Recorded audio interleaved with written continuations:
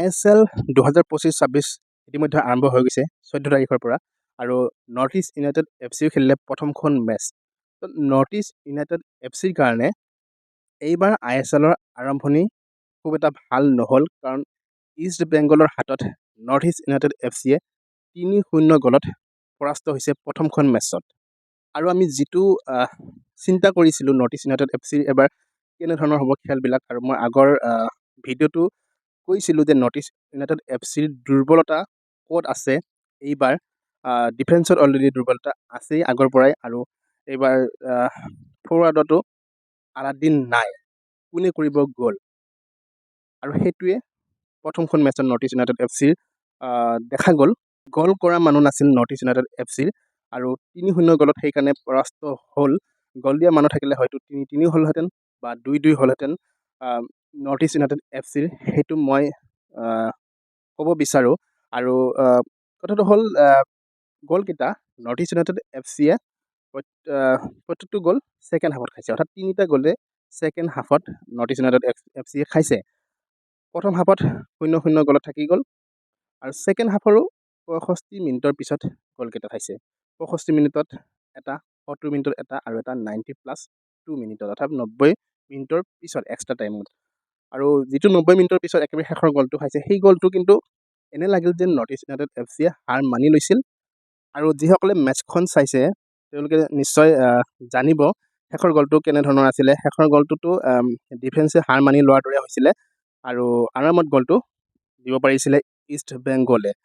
তো ডিফেন্স দুৰ্বল, সেইটো আগৰ পৰা কৈ আহিছে নৰ্থ ইষ্ট ইউনাইটেড FCৰ ডিফেন্স দুৰ্বল। ডিফেন্সত ভাল এগৰাকী লাগে, এগৰাকী ফৰেনাৰ খেলুৱৈ, বিদেশী খেলুৱৈ হওক বা ইণ্ডিয়াৰ যদি ভাল কোনোবা ডিফেন্স আছে, এগৰাকী নৰ্থ ইষ্ট ইউনাইটেড FCৰ প্ৰয়োজন আগৰ পৰাই হৈ আছে। আগত যোৱাবাৰো নৰ্থ ইষ্ট ইউনাইটেড FCয়ে ডিফেন্সৰ কাৰণে বহুতকেইটা গ'ল খাইছে, আৰু এইবাৰো খাব, সেইটো চিয়'ৰ। এনেধৰণৰ ডিফেন্সত এইবাৰো গ'ল খাব। কিন্তু যোৱাবাৰ কথা আছিল যে যোৱাবাৰ কি হৈছিলে, আলাদিন আজাৰীৰ দৰে খেলুৱৈ আছিলে, কমচে কম 80% গ'ল আলাদিন আজাৰীয়ে নৰ্থ ইষ্ট ইউনাইটেড FCৰ হৈ পৰিছিল, আৰু যাৰ বাবে মেচবিলাক ক'ৰবাত নহয় ক'ৰবাত কোনোবাখন মেচ ড্ৰ হৈছিলে আৰু নৰ্থ ইষ্ট ইউনাইটেড FC জিকিছিলোঁ। এইবাৰ কিন্তু তেনেধৰণৰ নহ'ব, নৰ্থ ইষ্ট ইউনাইটেড FCৰ বাবে ইমান সহজ নহ'ব, কাৰণ গ'ল দিয়া প্লেয়াৰ আচলতে খেলুৱৈ মই বিচাৰি পোৱা নাই। কালি মেচখনত যদি প্লেইং 11 চাওঁ, তেতিয়াহ'লে গুৰমিত গ'লকিপাৰ আছিলে, ৰিডিম আছিৰ জবাকো চামটে ডিফেন্সত আছিলে, এণ্ডি মাইকনন মুথু আৰু মাৰ্কাৰ্টন লুইছে মিডফিল্ডত আছিলে, জিথিন, পাৰ্থিৱ আৰু জাইলো ফৰৱাৰ্ডত খেলিছিলে। এনেধৰণৰ আছিলে প্লেইং 11। এতিয়া কথাটো হ'ল এইবাৰ ISLত নৰ্থ ইষ্ট ইউনাইটেড FCৰ হৈ গ'ল কৰিব কোনে এতিয়া। কালি যিখিনি অভাৱ আছিলে, যিখিনি দুৰ্বলতা আছিলে, আৰু প্ৰথমখন মেচতে নৰ্থ ইষ্ট ইউনাইটেড FC আমি দেখিবলৈ পালোঁ। আগলৈ নৰ্থ ইষ্ট ইউনাইটেড FCয়ে কামবেক কৰিব পাৰিবনে নে এনেধৰণে হাৰিব। ন' ডাউট সন্মুখত এটা ভাল টীম আছিল ইষ্ট বেংগল, আৰু ইষ্ট বেংগলে সম্পূৰ্ণ এটা টীম লৈ পেলাই ফিল্ডত নামিছিলে, গোটেইকেইগৰাকী বিদেশী খেলুৱৈ লৈ ফিল্ডত নামিছিলে। তো নৰ্থ ইষ্ট ইউনাইটেড FC এনে লাগিল যেন কালি East Bengal ISL team, North East United FC আই লিগৰ টীম, তেনেধৰণৰ লাগিল। মানে কিবা এটা আধৰুৱা যেন লাগি আছিলে নৰ্থ ইষ্ট ইউনাইটেড FCৰ টীমটো প্ৰথমখন মেচত। আৰু এতিয়া নেক্সট মেচখন নৰ্থ ইষ্ট ইউনাইটেড FC আছে বেংগলুৰুৰ লগত 22 ফেব্ৰুৱাৰী তাৰিখে 5টা বজাৰ পৰা। তো নেক্সট মেচখনত কি ধৰণে নৰ্থ ইষ্ট ইউনাইটেড FCয়ে খেলে সেইটো লক্ষণীয় হ'ব, কাৰণ প্ৰথমখন মেচত কিন্তু ভাল লক্ষণ দেখা নাই নৰ্থ ইষ্ট ইউনাইটেড FC, আৰু যিটো আমি চিন্তা কৰিছিলোঁ নৰ্থ ইষ্ট ইউনাইটেড FC লৈ এইবাৰ। তো চাওঁ নৰ্থ ইষ্ট ইউনাইটেড FCয়ে নেক্সট মেচখনৰ পৰা কি ধৰণে কামবেক কৰে, কাৰণ বেংগলুৰু এটা ষ্ট্ৰং টীম, বেংগলুৰু ভাল খেলুৱৈ লৈ বহি আছে।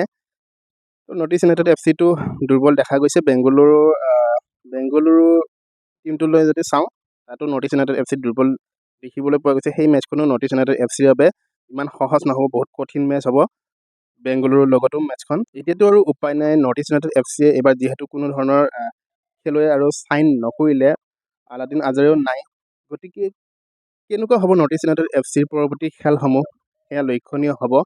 আশা কৰিম এই টীমটোৰ দ্বাৰাও নৰ্থ ইষ্ট ইউনাইটেড FCয়ে কামবেক কৰক, ভাল খেলক, অন্ততঃ পইণ্টছ টেবুলৰ একেবাৰে শেষৰ পজিশ্যনত নাথাকক নৰ্থ ইষ্ট ইউনাইটেড FCয়ে, সেইটো আশা কৰিছোঁ। আৰু ক'ত দুৰ্বলতা আছে নৰ্থ ইষ্ট ইউনাইটেড FCৰ টীমটো, আমি যিহেতু দৰ্শক হিচাপে সেইখিনি সমৰ্থক হিচাপে সেইখিনি মেটচখন চাই পেলাই আমি গম পাইছোঁ। ঠিক তেনেদৰে কোচ জুৱান পেড্ৰ' বেৰ্নালিয়েও প্ৰথমখন মেটচতে দেখিবলৈ পাইছে ক'ত কেনেকৈ দুৰ্বল নৰ্থ ইষ্ট ইউনাইটেড কেনেকৈ মেটচখন হাৰিছে। তো নেক্সট মেটচখনত ভালদৰে নামিব ফিল্ডত, সেইটো আশা কৰিম। তো এই ভিডিঅ'টো ইমানতে বিদায় লৈছোঁ। নেক্সট মেটচখনৰ লৈ আহিম আপডেট।